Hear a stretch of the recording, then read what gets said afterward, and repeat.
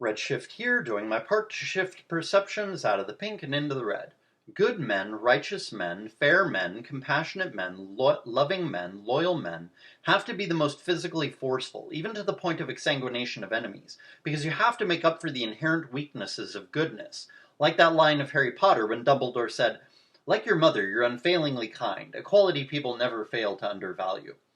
It's really true. People do undervalue kindness. People also undervalue loyalty. Like, there's definitely no immediate value and maybe no long-term value for having enduring feelings for somebody who dies.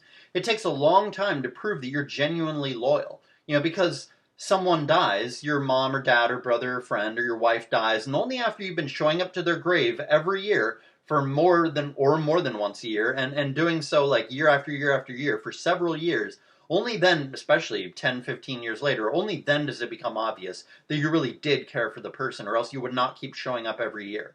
You keep showing up at their grave years later, most people would not keep showing up like that, right? Continuing to show up shows that you have true loyalty and that you therefore truly love that person. You truly cared about that person, whether it was your dead wife or your brother or your friend. You truly cared about that person. So since that's a quality that's not appreciated and doesn't really even translate into monetary terms, because you can feel that someone is really loyal or think they're super loyal, but they don't prove their loyalty until things go bad or whatever. So you never really know for sure until the shit goes down who your real friends are. Until things get bad, you don't know who your real friends are. So you may think you know, but even like Coterie said, the people who he thought were rock solid proved to be actually not loyal. And the people who he didn't think were nearly as reliable turned out to be very loyal. So it's the exact opposite of what he expected. People he thought would be loyal were not loyal, and the people who he did not think were loyal were loyal. Or he did not think would be loyal were loyal. So you never really know until things go bad who is truly loyal. So how can loyalty have any value until after the fact, until after it has been proven by hard times? So it definitely is the case that goodness in general, in many ways, many different kinds of virtue lack value, or lack monetary value, at least, or are underappreciated in society. So the only way to make these things have value is to use force, like forcible exsanguination against people who violate moral principles or screw with your family or your city or your country. Only by using force can you make people respect your virtue, because they don't respect your virtue, but you can at least make them fear your strength. Right? And virtue does lead to having more strength in terms of a more functional society and a more prosperous family, because you're not frugal and you find, and virtue does lead to having more strength in terms of a more functional society, a more prosperous family, because you're frugal and you find your value in caring for each other, not in buying things or entertaining each other hedonistically or whatever. You have to enforce your values with physical force, just like that woman in that episode of Deadly Class. The one who is the Asian sister of the guy who was the head of the school, the one who was higher rank than him in the organization. She said something similar in that episode. He's asking whether they can let his friend go. They're not supposed to let people leave what you might call cult, or it's kind of almost like the Yakuza or something, right? Like Henry Rollins' character was saying he doesn't agree with the organization anymore. It's not what he signed up for. It's become something else, And so he's like saying he's going to leave, even though, he made a commitment not to ever leave, and he knows that the penalty for leaving is death. So, his friend, the head of the school, is like asking his sister, who's above him in the organization, he's like, can't we just let him go? He served us well and stuff. And then she says, but he made a commitment. And then she says something like, principles can be often argued one way or the other. It's only when you use force to force your principles on the world that your principles become real. She said something like that. And that's basically correct. It really does all come down to force, to power of various kinds. Allies, money, digital infrastructure, willingness to die fighting a physical war, that's all power. And everything comes down to power and nothing else. Not that power is the only important thing, or you could say that power is the most important thing, but power includes the importance of morality, of virtue. So it's not that virtue is not important, it's that virtue is weak unless you're also willing and able to use physical force, even forcible exsanguination. So to be truly virtuous, you have to be willing to use physical force, or else you can't enforce your virtues, and then your virtues die. They're corrupted and subverted and taken advantage of, and you're overpowered, and then your virtues mean nothing. So really, it all does come down to power. Look at the Cathars, right? Like, the Cathars were this major sect of Christianity, and they were a pacifist sect, right? And yet they were wiped out by Catholicism. Catholicism literally genocided the Cathars, right? Because they viewed them as a heretical sect. And also they were pacifists, and so they didn't defend themselves. And so they really were wiped out. You never see a Cathar anywhere, ever. All you hear about is like the Cathars used to exist. The Cathars were literally genocided by the Catholics. And I'm not like any history buff, so I don't know a ton about stuff, but that's, from what I understand, that is the case. I'm not some expert in it, but, that did happen. I've heard it a couple places, that, the Cathars were utterly wiped out, and I think it was by the Catholics, if I remember correctly.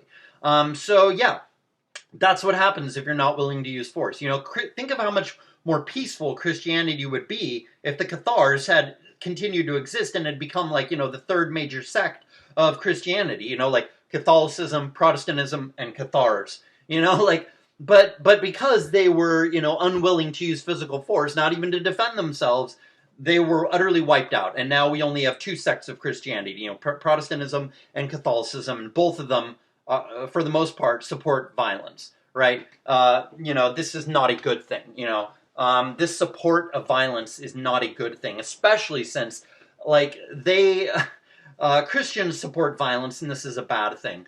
And it's not that defending yourself is really good and important, but like aggressive use of force, like defense is moral and offense is immoral, right? But Christianity a lot of times supports offense, right? Like these neocons and stuff. So many conservatives support neocons. All these Protestants supporting the neocons, even though the neocons are totally immoral, waging all these unjust wars and stuff, right? You see, so it's like, you got to at least be able to be willing to use force to defend yourself, you and your group. You know what I mean? You have to, or else you will go extinct like the Cathars, and then your values and wisdom meant nothing because it's totally wiped out. You know what I mean? So it really all does come down to power. So, it's not just that the most loving men are compelled to use physical force, even forcible exsanguination, because they're angered by the suffering inflicted on innocent people for no reason, and that these righteous men or these loving men are forced to use physical force to wipe out the people who are, inflicting suffering on innocent people. Like righteous men in America. If there were any righteous men in America, or if there were a significant percentage of righteous and loving men in America, they'd be overthrowing the government over the fact that the government is waging all these unjust wars in the Middle East. So, it's not just that, though. Loving people are the most indignant about injustice, and so they're the most compelled by that moral imperative to use physical force against those oppressors. That's true. But it's also the case that physical force is necessary to shore up the weaknesses of virtue, like I was talking about earlier, about how, you're going to be wiped out if you don't, at least defend yourself. And not only are good men compelled to use physical force to protect weak, virtuous people, but virtue is weakness, and that weakness inspires strong, virtuous people to use physical force to protect them, much like, the weakness of women inspires men to protect women, right? Good people are doubly impelled to be physically forceful, both because they are compelled to protect virtuous people and because virtue alone has no power. It is only when force is used to back up goodness is goodness able to survive, and therefore only then does goodness have value. Because, something which is not able to survive has no value. The most virtuous, principled, compassionate, and wise men use physical force, even forcible exsanguination, because they have to be. No, I think I meant to say because they have to. And also because either they have a heart and also because, oh man, the fucking autocorrect here, I think it fucked up here big time. It says because they have to be, and also because they have a heart and are compelled to be. I think I meant to say, the virtuous, principled, compassionate, wise men use physical force, even forcible exsanguination, because they have to in order to survive, but also because they're compassionate and they want to protect virtuous, innocent people, right?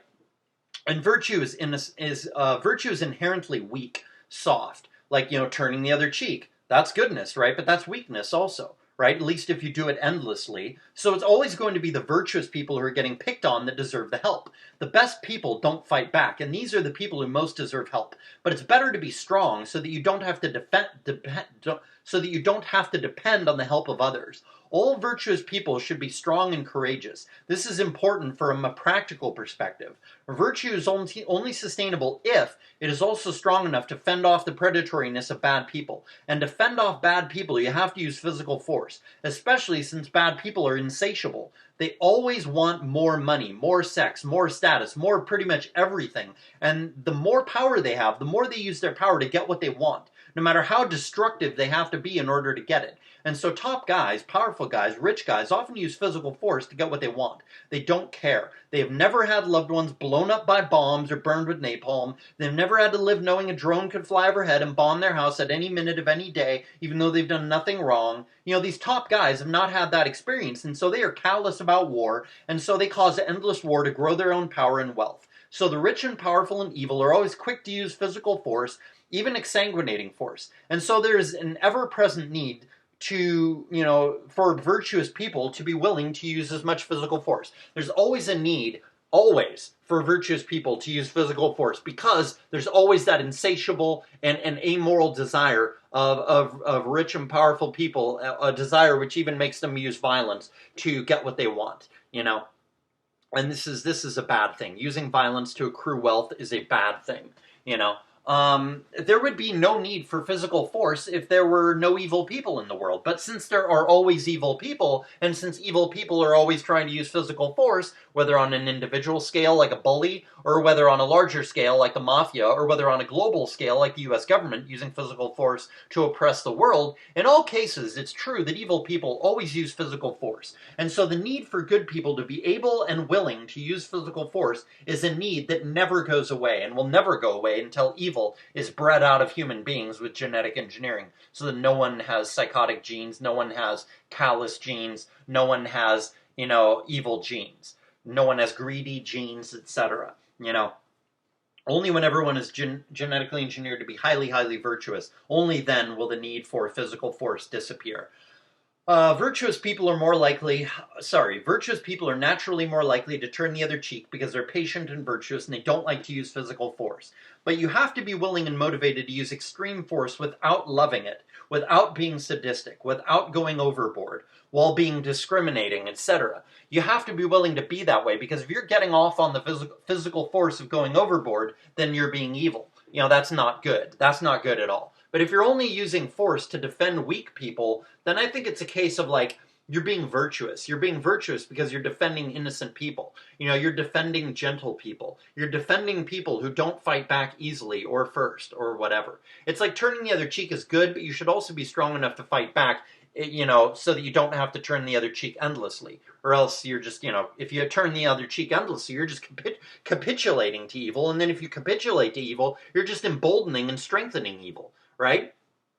You're just allowing evil to get not only more powerful because it can do whatever it wants because no one's willing to stand up to it and stop it, because you think that physical force is bad, but it's also a case of if you let them rob you, like a bully stealing some kid's lunch money, that proverbial example, that famous example that everyone always uses. If you do that, then the bully's not just being able to get away with whatever he wants, and you're setting a bad example for other people by being cowardly, but he's also getting richer, and then he can use that wealth to get even richer and richer and richer, and then he has incredible power. He's the power of wealth.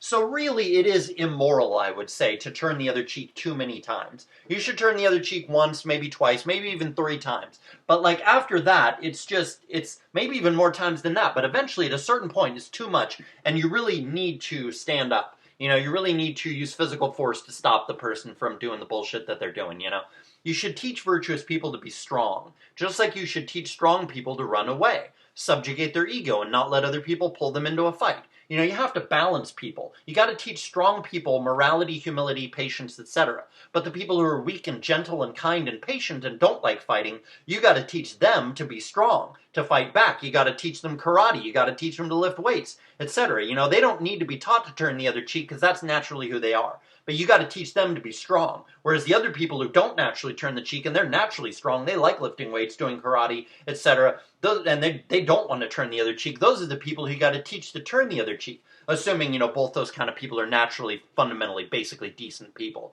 right? You got to balance people out. You got to make the people who are good but too strong and not passive enough, you got to teach them to be more gentle and patient. And the other people who are too gentle and patient, you got to teach them to be stronger and more defiant. You got to balance people out, You got to teach, people to turn the other cheek. But if your life's in danger, or the asshole just doesn't learn or stop, and they get off on continuing to torture you, and they take your kindness and patience as weakness, well, then it becomes a case of turning the other cheek being disadvantageous. You turned the other cheek enough. You already proved your moral superiority. You tried to not let it turn into a fight, but they wanted to keep making it a fight. They were being evil, so you have to teach them a lesson by beating the shit out of them, physically or financially or whatever. So you teach people to be strong so they can turn the other cheek a few times, but when it gets to be too much, and the bad people are not learning their lessons, then the good people have to have the strength and knowledge and aggression to fight back and win.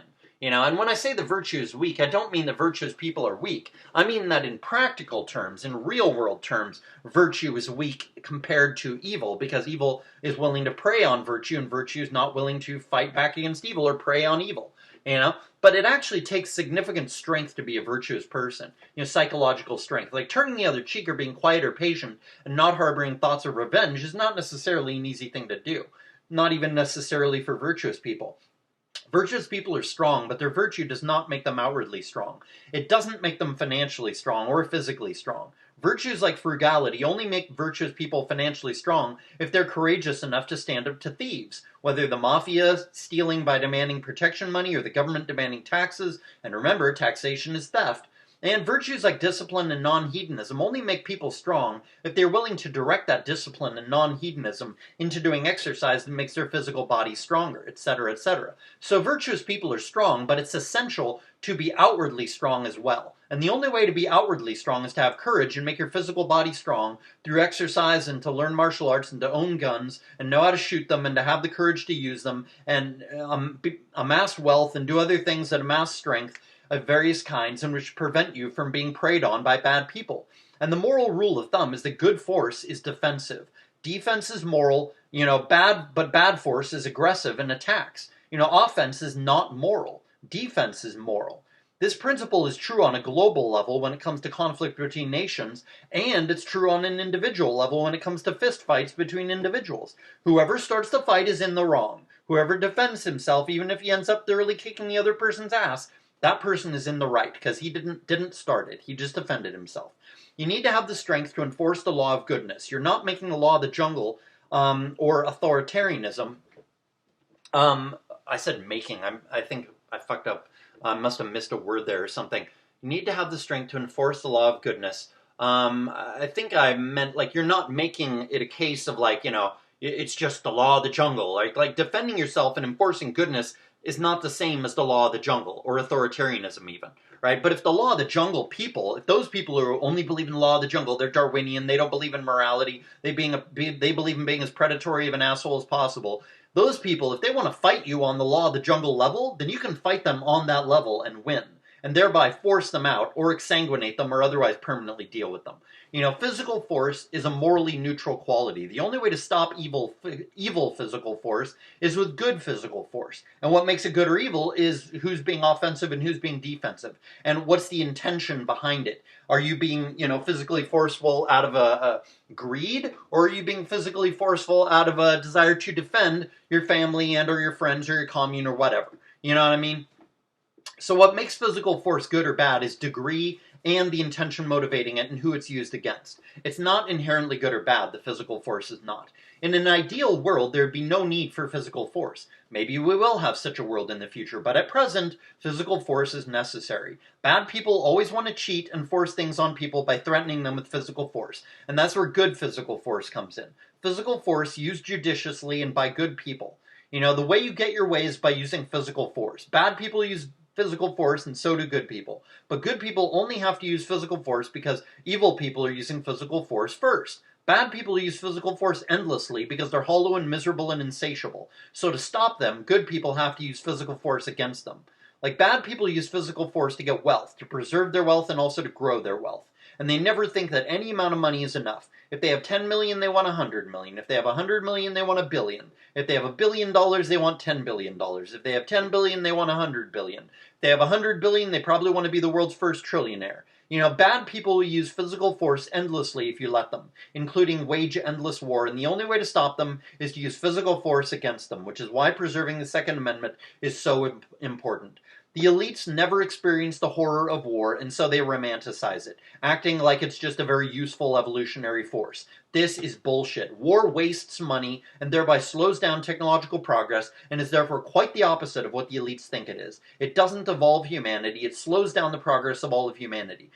Perhaps if the elites if they were not living in ivory towers, then maybe if they had lived like the Palestinians or like the Afghanis or like the Iraqis, then maybe they would not be so willing to wage endless war, because they would have seen the horror that it causes.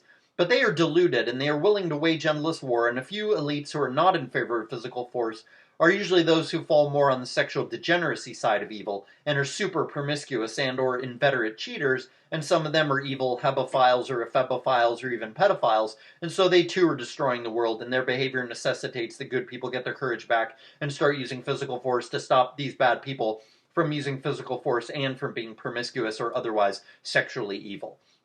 Right? Because, like, we really should be, using the death penalty against pedophiles. We really should be. I mean, there's no reason not to use that punishment against pedophiles. It's just too horrific of a crime, And if you don't want to use physical force, but want to instead just go MGTOW to solve the problems, then I will point out that the grand solution that MGTOW may very well use to solve the problems in the end may very well end up being human extinction.